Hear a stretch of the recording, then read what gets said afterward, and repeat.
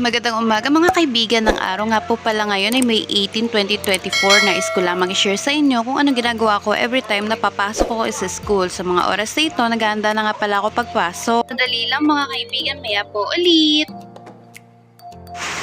Noong mga oras na ito, mga kaibigan, naglalakad na ako papasok ng school.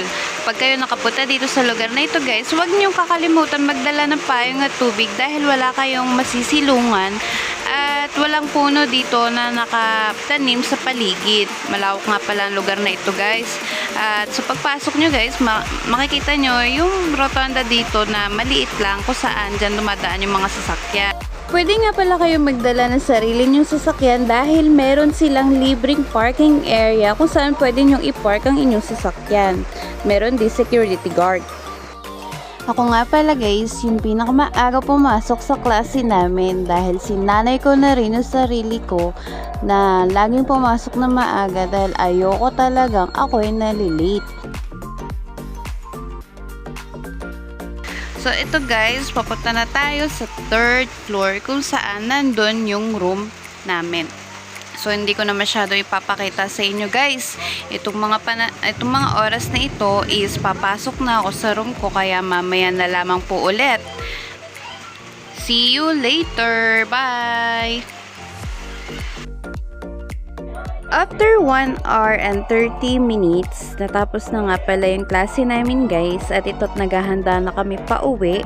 At nagpaalam na din ako sa instructor na umuwi dito. At ito nga pala yung aming pinag-aralan guys. At dahil nagmamadali na nga ako umuwi guys, ito nga pala yung madadaanan nyo bago kayo lumabas ng school. At bala ko nga pala ibaba muna sandali ang pagbibideo ko at mamaya na lamang ulit guys. Maraming salamat sa pagsama sa akin simula sa pagpasok at pag-uwi galing sa eskwelahan. So yun guys, ngayong hapon ay umuulan. Hindi ko akalain na ganito uulan. I-front camera natin. Mga guys, umuulan siya. Sana naman medyo lumakas kasi ilang araw din na mainit ang panahon. Grabe. Nakakainit na siya ng ulo. Pero sana magtuloy-tuloy na yan at maging araw-araw naman. Magpapaalam muna ako.